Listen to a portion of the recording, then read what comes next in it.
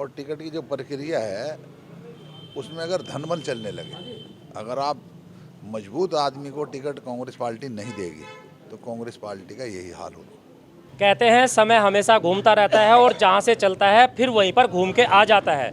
वही परिस्थितियाँ, वही हालात, वही जनता और वही जोश जुनून। 10 साल पहले भी ऐसी परिस्थितियाँ पैदा हुई थी जब यही सीन हो गया था और सब लोग मिलकर एक साथ लड़े थे और लड़कर विजय प्राप्त हुई थी। नमस्कार मित्रों, मैं सोनी रोड और इस समय आप मुझे देख रहे हैं अपने लोकप्रिय चैनल सिटी स्कूप उत्तराखंड पर। आज हमारे साथ को जो प्रथम मेयर का ताज पहनने का मौका मिला था, यशपाल राणा जी हमारे साथ हैं। पार्टी ने टिकट, पार्टी की सेवा की, 10 साल तक पार्टी में रहे, पार्टी में टिकट नहीं मिला, उसके बाद फिर वहीं चले गए जहां से 10 साल पहले शुरू किया था। आगे के बारे में कुछ जानना चाहेंगे, आखिर क्या क्या होगा और क्यों टिकट नहीं मिला आपको?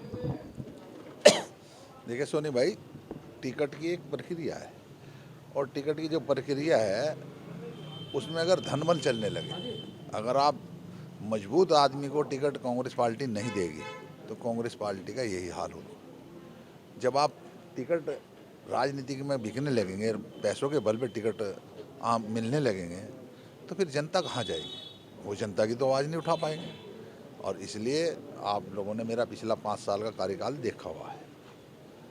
5-8 साल पहले आपने देखा है, शहर का कोई व्यक्ति एक भ्रष्टाचार का आरोप लगाए, एक भ्रष्टाचार।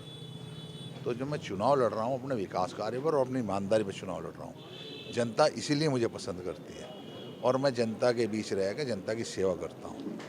ये नहीं है कि किसी ने कोई इधर से फकेल दिया सामान या उधर फकेल दिया। अतिक्रमण के खिलाफ मैं आवाज़ उठाता हूँ।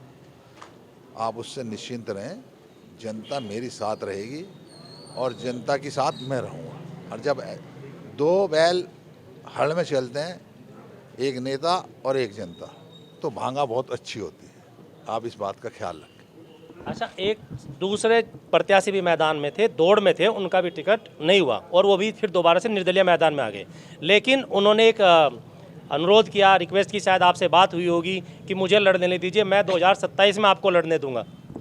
देखिए, ये लोकतंत्र है और इस लोकतंत्र की यही एक खूबी है, इसमें सब चुनाव लड़ने के अपने अपने अधीन है। संविधान ने हमें ये दिया है कि आप अपने मत का प्रयोग करें, हम अपने मत का प्रयोग करें। जो दूसरे लड़ रहे हैं वे भी चुनाव लड़ें, जिसे जनता चाहेगी सेहरा उसके सर बन देगा।